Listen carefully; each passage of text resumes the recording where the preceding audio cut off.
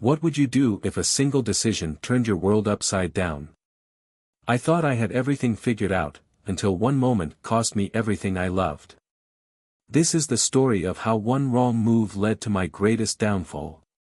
My name is Matthew O'Connor, and by most accounts, I'm just your average American. Though, if you were to ask around, people might say I've had more than my fair share of good fortune. Up until the age of 38, when everything started to change, I had built what many would consider an enviable life. I had 2 amazing daughters, a dedicated wife, a cozy home, a solid circle of friends, a successful business, and a new SUV parked in the driveway. Even when it came to gambling, my luck wasn't too shabby. I never hit a huge jackpot, but as they say, every little bit helps, and I had enough to enjoy a few extra luxuries. I didn't come from privilege, though. Every single thing I accomplished, I worked hard for. My wife, Ashley, was a major factor in my success and happiness. Without her, none of it would have been possible. We first crossed paths on a winter vacation in Aspen, Colorado. I was there with 3 friends, and during one of our early après-ski evenings, we found ourselves at a table with 2 stunning American girls. Naturally, my friends gravitated toward the one they thought was the most beautiful, a solid 9 out of 10 in their eyes, leaving Ashley, who they rated a 7, for me with no competition. But as the days went by, it became obvious that Ashley was much more than just a number. By the time we left the resort, the bond between Ashley and me was undeniable, and even though one of my friends jokingly suggested trading partners, I firmly declined. Once we were back home, Ashley and I stayed in constant contact. A few months later, I relocated to her hometown and got a job as an electrician. A few years down the line, when the company owner retired and moved to Florida, I bought out the business and even his house. Both investments turned out to be incredibly successful, and 2 years after our initial meeting, Ashley and I tied the knot. I never once thought about straying, and up until recently, I couldn't even imagine Ashley being unfaithful. She's a beautiful woman who surely attracted plenty of admirers, but I never doubted her loyalty. All of that changed when I met Rachel Monroe, and suddenly, the balance in our lives shifted dramatically. I was attending a workshop for a new software system we were implementing at work. The format of the course paired us up into teams, and I was assigned to Rachel, who arrived late to the session. The instructor reassured me that she was on her way. With a name like Rachel Monroe, I imagined someone older, maybe in her 60s. That wouldn't have bothered me. I'd worked with plenty of older women who were sharp and had a great sense of humor. But then, about 10 minutes later, the youngest, most attractive woman in the room walked in, introduced herself as Rachel, and took the seat right beside me. Rachel was witty and easy to talk to, so we breezed through the exercises. During the lessons, we also found time to chat.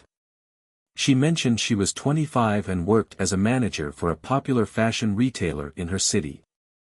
The workshop lasted for 2 days, and after the first day, it was Rachel who suggested we grab dinner. I knew a great restaurant nearby, so we ended up having a pleasant meal. Back at the hotel, she opened up to me about her relationship struggles. She had a boyfriend who, though a good guy, had been stressing her out more and more. She asked if I'd be willing to listen, as she didn't have anyone else she could confide in back home. She said she trusted me. I agreed, and instead of heading to the hotel bar as I had suggested, she invited me to talk in her room. Once we were inside, she dimmed the lights and began talking about her boyfriend. Though he was attractive and kind, their physical relationship had become a significant problem. As she continued, her voice cracked, and before long, she was softly crying. That night, everything shifted. Once she felt more comfortable, I let her speak without interrupting. Here's a summarized version of what was actually a much longer conversation.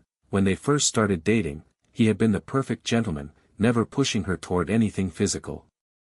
At first, she appreciated his restraint, but after 2 months without any advances, she started to question if something was off between them. Eventually, she confronted him about his lack of interest in intimacy. She wasn't convinced by his explanation that he wanted to wait until they were married. She bluntly told him that there wouldn't be any wedding if their relationship lacked physical connection. Though he was a good man, she couldn't imagine being married without intimacy, and even he understood that much. However, the pressure from their conversation caused their initial attempts at intimacy to fall apart. They even tried watching some risque movies to spark things up, but he found them offensive and said they went against his principles. She didn't have much experience herself from her previous short-term relationships, and eventually, they fell into a rut. She asked me how my wife and I handled this kind of situation. I was straightforward with her. Ashley and I had met while on vacation, and we hit it off so well that we ended up in bed just a few hours after meeting in the hotel lounge. It felt natural for both of us, and neither of us regretted it. That moment played a big part in why our relationship blossomed when we returned home, although we fell in love for many other reasons, too. After a while, Rachel asked if I could help her figure out how to make her boyfriend more intimate, and things escalated from there. It led to us ending up in bed together. We slept peacefully until the morning, and before I left, we had another round. Afterward, I returned to my room to get ready. As I was leaving her room, a middle-aged woman from the neighboring room saw me and scolded, shouting, "Shame on you." It didn't bother me much. I met Rachel at breakfast, which was surprisingly enjoyable. The course wrapped up by noon, and before checking out, we managed to sneak in one last rendezvous. After lunch, we exchanged phone numbers and promised to stay in touch as friends. Strangely, I didn't feel much remorse for what had happened. I genuinely believed I had helped Rachel with her relationship struggles. What I hadn't shared with her was my growing discomfort about Ashley. Ever since she had received a promotion 6 months earlier, something had changed between us. Whenever I asked her about it, she would brush it off, saying it was just the demands of her new job. That made sense to me at the time, so I didn't push the issue. But now, I couldn't shake the unease. What was Ashley doing for fun on her business trips? I had asked her several times why she and her colleague, Beth, always stayed overnight in a city only 90 kilometers away when they could easily come home by dinner. I even joked that maybe she had a lover there, which infuriated her. She explained that they worked long hours and were required, both by the company and the union, to rest before driving back. But after realizing how easily I had slipped, it dawned on me that it would be even easier for someone like Ashley. I decided that I needed to get to the bottom of things and made a plan to investigate the next time Ashley went on one of those trips. Back home, life continued as usual for about a week before everything came crashing down. One evening, I came home from work to find 2 suitcases in the hallway and Ashley standing in the kitchen, seething with anger. She shouted at me to pack my things and leave. "Go to hell or anywhere you like, but I want you out of this house right now." Her rage left no doubt about what had set her off. "How could you do this to me and our kids? I never thought you'd turn into such a despicable person. Who's been feeding you these crazy ideas? People have seen your shameless behavior during that stupid workshop." I tried to keep her calm, to explain things, but she wasn't having any of it.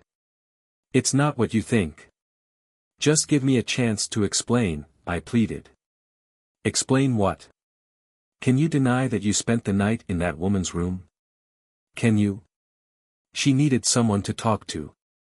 She was going through something, I started, but Ashley was livid.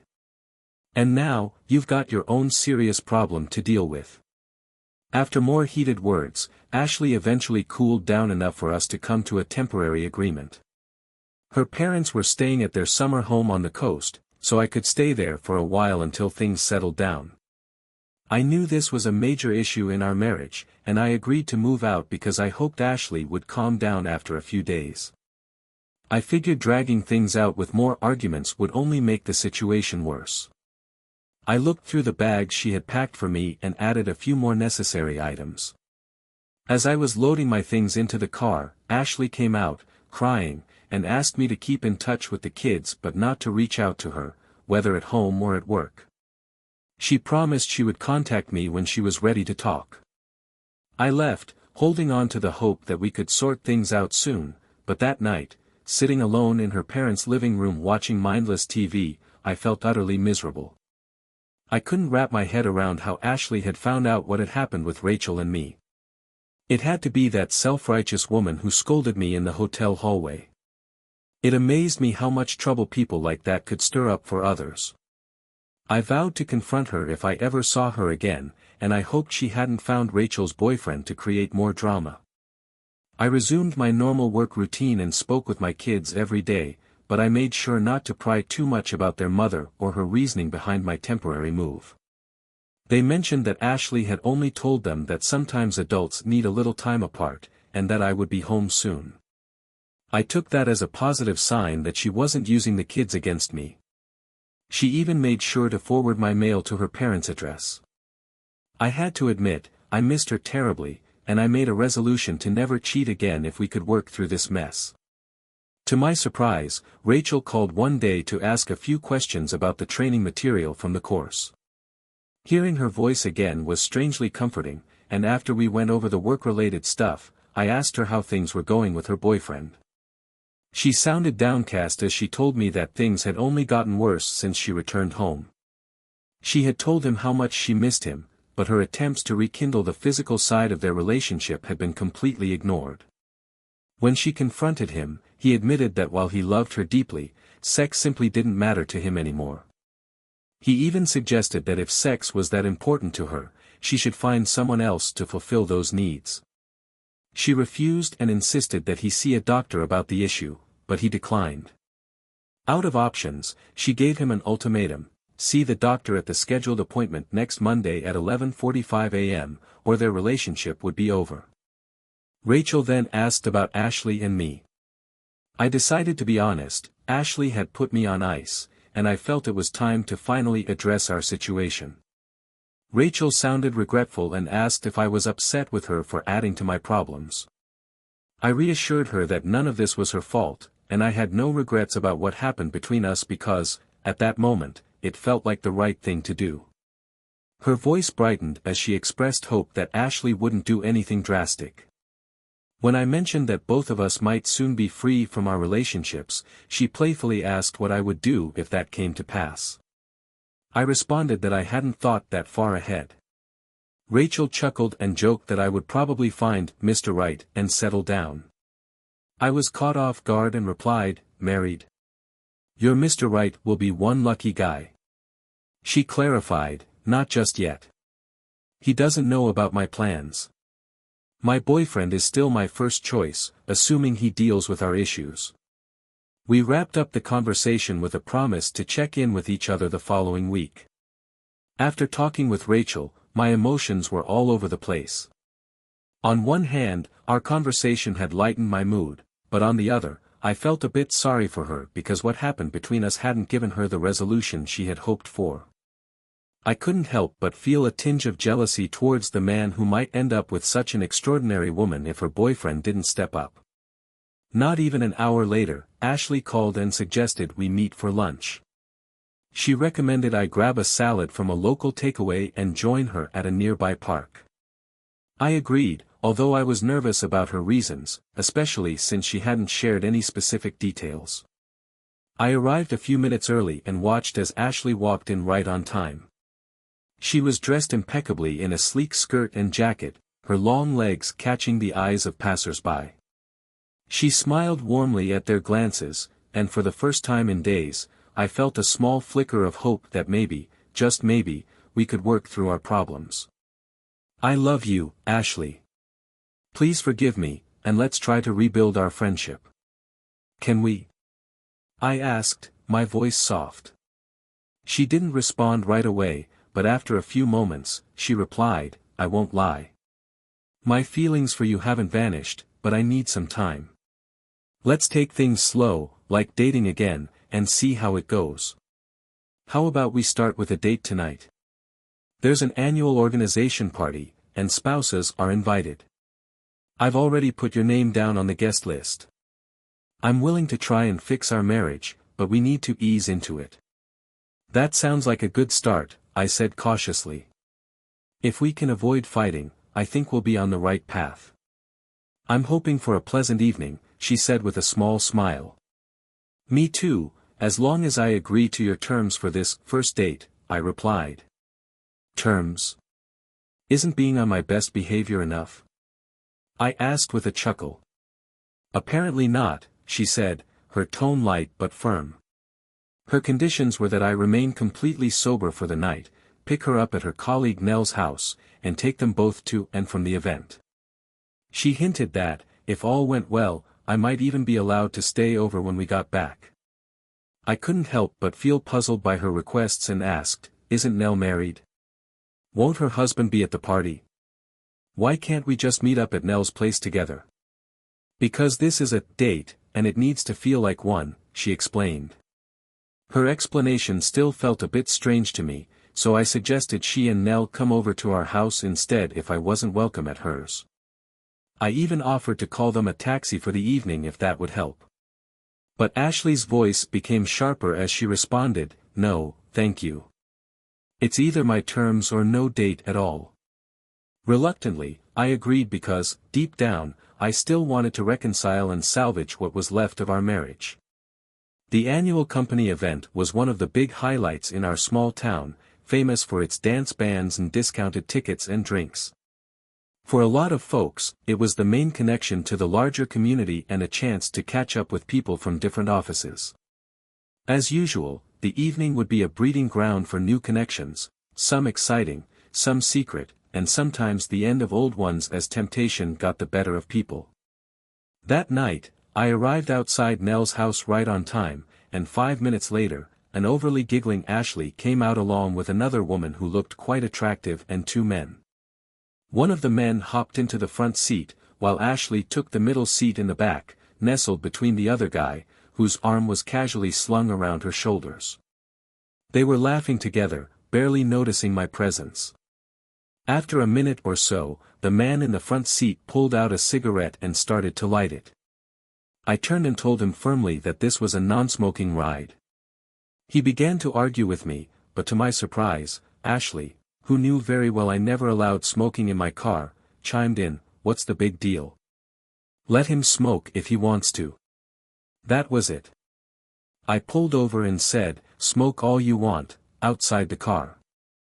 The man, who I quickly realized was Nell's husband, was about to push back, but Nell told him to let it go, and we continued on to the hotel where the event was being held. The tension didn't ease after that. When I parked in the lot rather than dropping them off at the main entrance, Ashley shot me a sharp comment about my choice. She wasn't the same person who had been smiling over lunch at the park earlier that day. The entire ride, she had barely acknowledged me, and I couldn't shake the feeling that the night was only going to get worse. Inside the hotel, things became even more unsettling. As the bright lights hit their faces, I noticed that Ashley and her friend's eyes looked off, glazed, in a way that made me suspect they were on something stronger than just alcohol. Clearly, I wasn't invited to whatever party they were having beyond the event itself. I might as well have been invisible to Ashley. As people mingled, I saw her acting like I wasn't even there. When dinner was announced, we were seated at small tables arranged around the dance floor. The tables were set for 4, and as I expected, the man next to Ashley had settled into the seat beside her as if it was his right. The sight of it felt like the final straw for me. I approached the table, placed a hand on his shoulder, and said, "Hey, buddy, you're in my seat." The entire group, Ashley, her friend, the two men, laughed at me. Ashley looked up and smirked. "Why don't you be a good boy and find yourself another table? We'll catch up later." The other three burst into loud laughter. I'd had enough. I slammed my hand down on the table, making everyone in the room turn to look at us. "Get the hell out of my seat before I count to 3. The room fell silent. I don't think they expected me to make a scene, but I wasn't backing down. Ashley's new friend didn't budge, though. 1, 2, 3. When he still didn't move, I swung my fist hard, landing a punch square in his face. He toppled back in his chair, hitting the floor. I reached down to grab him, but all I got was a handful of his toupee.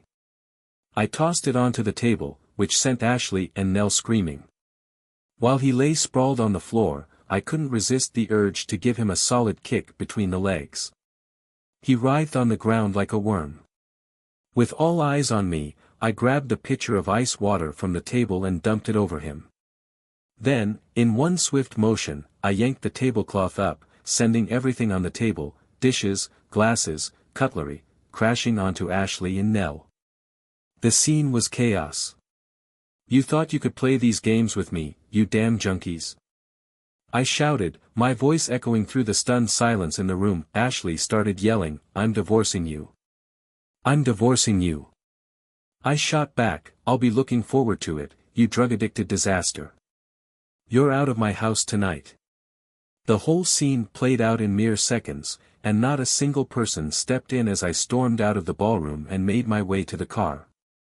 While driving to her parents' place to gather my things, a wave of regret washed over me. I asked myself, what have I done? But it quickly turned into, what had Ashley done to drive me to this? After a brief stop at her parents' home, I rushed back to our house. It was dark, as expected. Everything seemed in its usual place, except for an empty ice bucket and a tray with 2 champagne glasses and a red rose on the kitchen table. A third glass sat beside the tray. In the fridge, I discovered a bowl of strawberries and a chilled bottle of French champagne. It was clear Ashley had been preparing to celebrate something. But why were there 3 glasses? Why were 2 set on the tray and 1 separate? Curiosity got the better of me, and I decided to dig deeper. The living room appeared untouched, but the bedroom was unmistakably prepared for a romantic evening. The bed was made with fresh red sheets, and large bouquets of red roses adorned both nightstands. It was obvious that Ashley had planned a special night. But for whom? Judging by her actions earlier, it wasn't me. Could it have been the man whose toupee I had knocked off? The 3 champagne glasses hinted that the third one had been reserved for me, while she and her guest enjoyed themselves in my bed. She must have completely lost her mind to think I'd accept such an insult under my own roof. I now realized why she humiliated me at the event. She knew some of the attendees were members of my golf club. She wanted to expose me as the fool she thought I was. How had things changed so drastically from that pleasant lunch in the park to this level of venom? There was no question now, divorce was the only option. I took the red sheets, folded them neatly, and placed them at the front door. Along with the sheets, I left the ice bucket, the champagne tray with the 3 glasses, the strawberries, and a note written on a sheet of paper that read, "Ashley's 304 suite has relocated to an unknown address." After that, I locked all 3 doors with boards from the garage, making them impossible to open from the outside, even with a key. Just a few minutes later, Ashley arrived alone in a taxi. She paused when she saw her things and the note by the door. She made a quick call on her cell phone and left without even attempting to enter. Another taxi arrived soon after and whisked her away. If she was capable of what she had pulled tonight, there was no telling what kind of person she'd become during her out-of-town trips with Nell. I had foolishly accepted her flimsy excuses before, even though I had my doubts. She claimed it was a union requirement for them to stay overnight after a long day at the main office. But if Ashley and Nell could take drugs, most likely cocaine, before attending a local union party, what could they get up to during their trips to the bigger city? Determined to uncover more, I began searching her belongings for clues about possible affairs. I checked through her dresser drawers, but found nothing, no fancy lingerie, no risque toys, nothing suspicious. I rifled through her briefcase, her calendar, but still nothing, no secret codes or strange phone numbers. We had shared a desk in our home office, each of us with 4 drawers. I had never snooped before, but now felt justified. The first 3 drawers were empty, but the 4th one was locked that I searched for the key but couldn't locate it, so I resorted to opening the drawer with a bent nail and a pair of pliers. The first thing I stumbled upon was a ring binder containing Ashley's salary statements. Initially, I was puzzled as to why she would keep something so mundane locked away, but the reason became clear when I noticed that she had taken time off, at least one morning every month, over the past 5 months. When I cross-referenced the dates with her calendar, I saw that these days off always followed their visits to the main office. Beneath the binder lay her personal photo album from before we had met. She had shown it to me once when we first moved in together, and back then, it seemed pretty harmless, pictures of old boyfriends and innocent party shots. But I opened it again anyway, and there it was, jackpot. Tucked between the pages, I found 8 printed photos taken with her phone's 2-megapixel camera, the same phone I had given her as a birthday gift. She had been so thrilled when she received it. The photos, printed in high quality, were the final nail in the coffin of our marriage. 2 of the pictures featured a curly-haired, blonde, naked young man, likely a male stripper at a bar after closing time, given that no one else appeared in the photos. In the first shot, he had his equipment laid out on a bar stool while a grinning Ashley, dressed in just her bra and panties, stood beside him, measuring it with coins. It was hard to tell how many coins she had stacked on it. The next shot showed a topless Nell, wearing only her underwear. The following 2 photos seemed to have been taken in a hotel room. The first image captured Ashley with her jeans and panties down to her knees, lying across a man's lap as he pretended to spank her. They were both laughing, so it was clear the spanking was more of a playful gesture rather than anything serious. But with her panties already down, it was pretty evident the evening had escalated beyond playful flirting. The next image again showed a topless Nell, this time with the same blonde-haired guy. The last 3 photos had been snapped at a different hotel. The first one showed Ashley, topless, with a man in a white shirt and red tie, lying on a bed with his pants down around his knees. In the next picture, the man was fully undressed and in the act with Nell, who was also naked. And finally, both Ashley and Nell were sitting naked on a couch, side by side. A closer look at the timestamps on these images revealed the oldest picture was about 5 months old, and the most recent was taken just 2 weeks before my encounter with Marie-Louise. At this point, the only question that remained was, what else had they been doing during these trips when they weren't snapping photos? Ashley's actions now puzzled me more than ever. She had been behaving like the very 304 she had accused me of being, all while planning to embarrass me and turn me into a joke in front of the entire town. She must have harbored a deep hatred for me, but why? I was completely in the dark. Even with proof of her betrayals in my hand, she could have at least admitted her own misdeeds. Sleep was out of the question after discovering this. I texted Marie-Louise, "Dear ML, we agreed to keep each other in the loop. I must say, I'm glad we had that time at the course. It helped me uncover the unfortunate truth, I'm married to a 304. I'll be rid of her much sooner now that I've found the truth.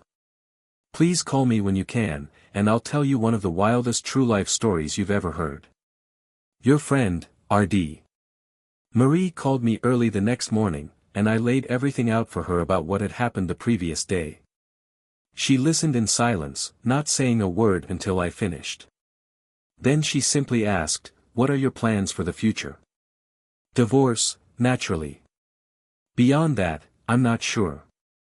My boyfriend told me yesterday that he wouldn't see the doctor I had arranged for him, so I left him. That's my story. What about you? What do you plan to do?" "I haven't made any concrete plans yet. Any advice?" "Yes, I'd love to see you again, of course, on your terms." "Agreed. No need for strict terms. Let's meet and see where things go." We arranged to meet the following day at a hotel just outside her town. Then Jenny, Sandra, called, fuming like a hornet, yelling about the spectacle at the party and how her job was now at risk. "All of this is your fault because you're such a pathetic jerk," she snapped. "Speaking of jerks, have you picked up all your brothel gear from the front porch yet? When are you moving out? I'm assuming it'll be before the new owner moves in. Thinking of buying the place back yourself?" I retorted. "You're getting worse by the day. Is there something specific you wanted? You, out of the house. It's my property, but feel free to take all the furniture with you. I don't want to sleep in your sleazy bed anymore. Take everything, except for my clothes and electronics. Are you serious? Absolutely. What about the kids? The choice is theirs, but I imagine they'll go with you. Your parents' place will be enough for you for now, at least until you find something else. So, you're okay with the divorce I mentioned yesterday? Of course. It was the only reasonable thing you said last night in your drugged-up, nonsensical state. Oh my God, it's not what you think. No, it's worse. Goodbye. 10 minutes later, she called again, asking to pick up her car, clothes, and a few other items. I agreed to load up the car with everything she had asked for, leaving the key on the wheel. I also made sure to pack her special gear in the trunk. She came by in a taxi, retrieved her car, and left. Later that afternoon, Marie called and suggested we meet. I agreed, and we drove to the hotel. We took a long walk, had a wonderful conversation, and shared our personal struggles, which brought us some much-needed relief. After a romantic dinner at a quaint restaurant, we called it an early night. Back in the hotel room, Marie grew serious, asking me about my plans for the future and whether I had any intention of getting back together with Jenny. After allowing her to gather her thoughts, I told her, no way, and asked her what she envisioned for her own future. She locked eyes with me and said that she wanted to get married and have 2 children. Then, in a softer tone, she asked, "Do you want to share that future with me?" Marie, are you serious? Yes, Raymond. I love you with everything I have. I've been thinking about you every single day since the course, but I was too scared to say anything. I love you too, Marie. I tried everything I could to fix my marriage, but from now on, you're the only one for me. After that, there was nothing more that needed to be said. We made love, over and over again, until we were completely spent and drifted into sleep. After an intense morning session in bed, we headed down to the restaurant for breakfast, chatting about what was ahead of us. Marie didn't have any qualms when I told her I planned on buying a new house, along with new furniture, and that Jenny, Sandra, could take whatever she wanted from the old place. Anything of value she left behind, I would donate to the Salvation Army's thrift shop. Marie vowed to try and find a job in my current town. Both of us were pleasantly surprised at how easily we managed to resolve all our issues without any significant disagreements. Whenever we hit a bump in the road, we found solutions through compromise. I felt a decade younger when I got back home after the weekend with Marie. To my surprise, I discovered that Jenny had come by, taken more of her belongings, and left me a note on the kitchen table. It read, "Dear Jack, I love you more than words can say, and I'm truly sorry for my ridiculous attempt to hurt you at the party. I was completely out of line. No one can blame you for standing up like a real man, and I love you even more because of that. Everything you've done is forgiven and forgotten. Please forgive me for what I did and said during that horrible night when I completely lost my mind. Let's start over. I'd love a chance to explain myself and fix everything so we can be a family again. I love you. Jenny, your loving wife." I stood there with the note in my hand, stunned. How could she possibly say she loved me after all she'd done? After months of cheating, using drugs, and publicly humiliating me, did she seriously think I would take her back? This wasn't love, this was manipulation. I sat down, reading the letter over and over, trying to decipher what was going through Jenny's mind.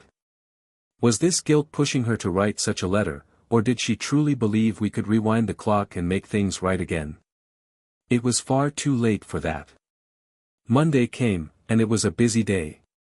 First, I stopped by the bank to split our accounts and kick off the process of putting the house on the market. After that, I headed to the courthouse to file for divorce. By the time it was all said and done, I felt like a huge burden had been lifted. One chapter of my life was coming to an end, and a fresh one was beginning, this time with Marie by my side. Later that evening, Jenny called me, asking if we could meet on Tuesday to discuss the future. Out of curiosity more than anything, I agreed. I wanted to hear what she had to say, even though my mind was already made up. Marie was a bit anxious when I told her about Jenny's note and our scheduled meeting. I could sense the unease in her voice as she worried I might reconsider. I reassured her, explaining that my decision to go through with the divorce was final. All that remained was Jenny's signature on the papers. Tuesday evening came, and I met Jenny at a quiet restaurant. We chose a private booth, and I suggested we enjoy the meal before diving into any serious conversations. Sitting across from her, I was reminded once again how stunning Jenny was. If I hadn't met Marie, and if I hadn't seen those damning photos, I probably would have fought harder to save our marriage. But it was too late for that. After the meal, as we lingered over coffee, Jenny finally spoke up. "Jack, I'm really sorry for everything. I made some terrible choices, and I regret listening to my friends. What happened at the party and everything afterward was a mistake. I want to explain my plans for that night, so you can see I didn't intend to do what you're thinking." I listened quietly but had to ask, "Jenny, how long have you been using cocaine?" Her face went pale. "Cocaine? Just once. Nellie got it from an old friend, and we were curious to try it." I nodded, sensing her unease. "And what about your brothel setup in our bedroom? Did you honestly think I'd let you bring your boyfriend into my bed?" "He's not my boyfriend," she snapped back defensively. "Ron is just a coworker who helped me at the party. I didn't sleep with him, Jack. I wasn't buying it." I pulled out the incriminating photo from my briefcase and placed it on the table. "Then explain this." Her face went through a range of emotions: shock, guilt, and fear. She knew the game was over. There was no point in prolonging it. I leveled with her, "Jenny, I made a mistake with Marie, and yes, it led to sex. There's no excuse for cheating, but I don't regret it because it revealed your own lies. You've been unfaithful for a long time, and I won't play along anymore. Divorce is the only option." Jenny broke down in tears, trying to explain the photos and her behavior, but it didn't matter anymore. I explained how we would divide our belongings, and she reluctantly agreed, realizing reconciliation was no longer possible. She signed the divorce papers right then and there. We sat in silence for another half hour, the weight of our broken marriage sinking in. Finally, we parted ways, knowing that this was the end. As terrible as the night was for me, I still felt the pain of letting go of the woman who was the mother of my children and with whom I had spent many happy years. Returning to the now empty house, I felt hollow, surrounded by memories that no longer brought comfort. That night, I called Marie, and we spoke for hours. Her support was a balm for the emotional wounds. She understood my pain, having just gone through her own breakup. Talking to her brought me some peace, knowing I wasn't going through this alone. The following day, I decided to go further. I mailed bright copies of Nellie's compromising photos to her husband, along with a short note. "Dear, name. I didn't appreciate being humiliated by you and your 304 wife at the party. Now it's my turn to laugh. Enjoy these lovely photos of Nellie. You'll see what a gem you've got. Best regards. Jack." It wasn't my proudest moment, but after all the humiliation they had caused me, I didn't care. A few days later, a friend from my golf club called to let me know that the fallout from the party had led to a major fight between Jenny and Nellie. Apparently, Nellie stormed into Jenny's office and punched her, leaving her with a black eye. Nellie got fired, and Jenny was given a final warning by her company. Later that week, I met Jenny again to talk about our kids. Thankfully, we managed to come to a fair agreement on custody and visitation. I was relieved when Jenny agreed to stay clean, especially since it meant she could maintain her relationship with the children. Meanwhile, my life with Marie flourished. We moved into a new house, and my daughters quickly warmed to her. Jenny and I stayed civil for the sake of the kids, but there was no going back to what we once had. I had broken free from a toxic marriage, and Marie and I were building something new and beautiful. Now, Marie and I are expecting our first child, and I've never been more content. She's everything I could ever want in a partner: caring, supportive, and honest. Our future is bright, and I'm finally able to leave the past behind. Jenny might have tried to destroy our marriage, but in the end, she only pushed me toward the happiness I truly deserved. Despite everything, Jenny and I managed to keep things civil for the sake of the kids, but it was obvious that we were heading down completely separate paths.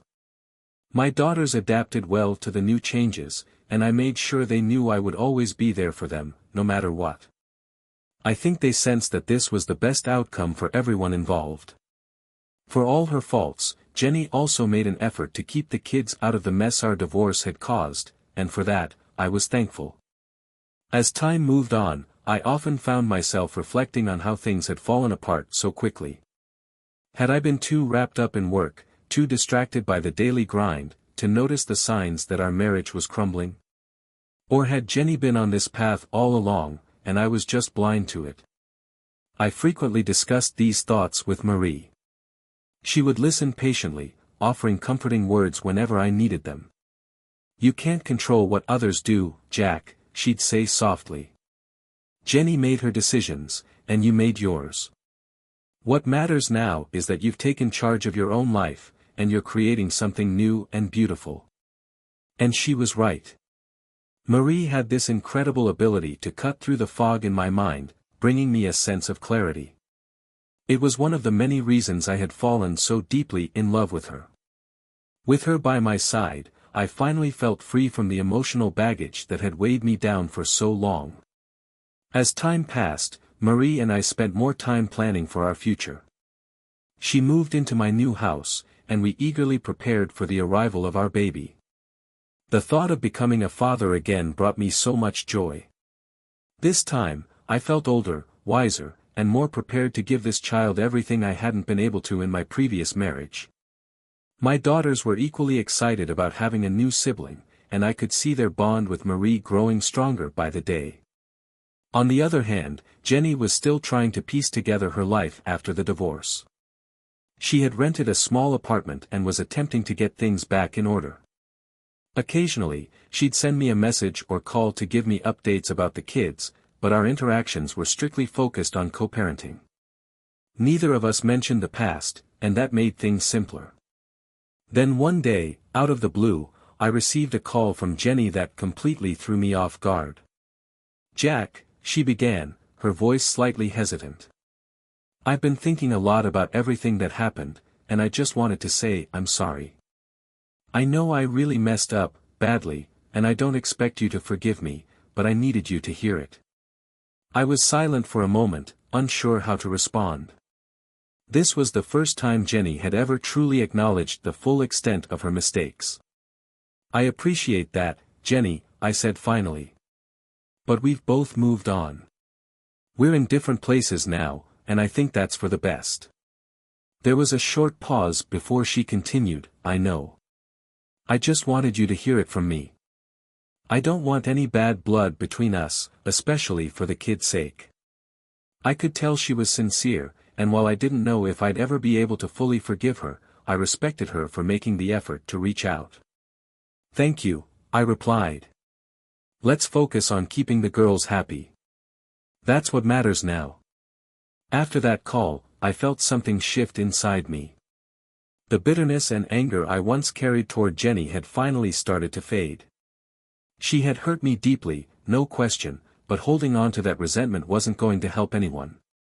I had a bright future ahead with Marie, and that's where my energy needed to be. Over the next few months, Marie and I settled into our life together. She found a new job in town, and we spent weekends preparing the nursery and dreaming about our future. We went on long walks, discussing baby names and imagining what our little one would be like. It was the peaceful, loving relationship I had always hoped for. Finally, the day came when Marie went into labor. I was a nervous wreck, pacing around the hospital room while she stayed calm and focused. Hours later, we welcomed a healthy baby boy into the world. The moment I held him in my arms, a rush of emotions surged through me, unlike anything I had felt in years. This was my second chance, my opportunity to be the father and partner I had always wanted to be. Marie looked at me, her eyes brimming with tears of joy, and whispered, "We did it, Jack. We're a family."